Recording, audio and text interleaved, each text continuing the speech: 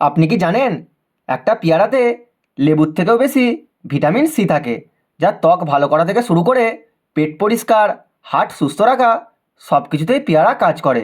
কিন্তু ভুল সময় পেয়ারা খেলে উপকারের বদলে ক্ষতিও হতে পারে। তাই ভিডিওটা একদম শেষ পর্যন্ত দেখুন। শেষের পয়েন্টটা 95% মানুষই জানে না। আজকের ভিডিওতে খুব সহজ ভাষায় জানাবো পেয়ারা খাওয়ার উপকারিতা। ভিডিওটা সবার কাজে লাগবে, তাই মন দিয়ে শুনুন। রোগ প্রতিরোধ ক্ষমতা বাড়ায়।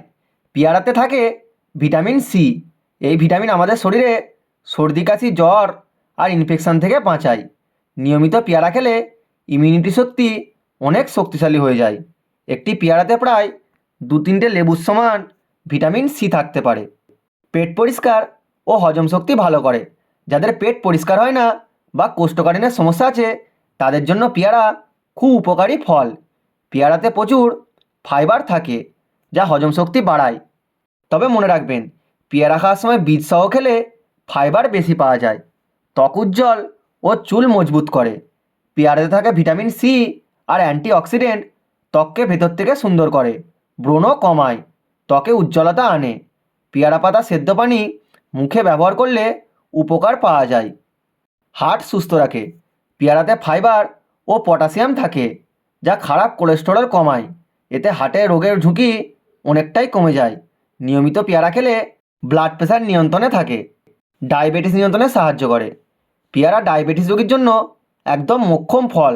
এটা রক্তে শর্করাকে ধীরে ধীরে কমায়।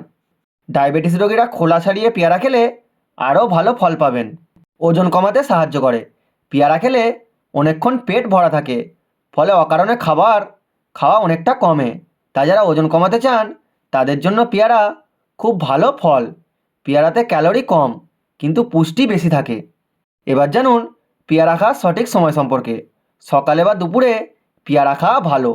খুব কাঁচা পেয়ারা খাওয়া এড়িয়ে চলুন। রাতে খালি পেটে বেশি পেয়ারা না খাওয়াই ভালো। তো বন্ধুরা, আজকে জানলাম পেয়ারা খাওয়ার অসাধারণ উপকারিতা সম্পর্কে। তো আজকের ভিডিওটুকুই। ভিডিওটি ভালো লেগে থাকলে লাইক, কমেন্ট, শেয়ার করে দিন। অ্যান্ড চ্যানেলে নতুন হলে অবশ্যই চ্যানেলটিকে সাবস্ক্রাইব করে নিন। দেখা হচ্ছে নেক্সট ভিডিওয়। ধন্যবাদ।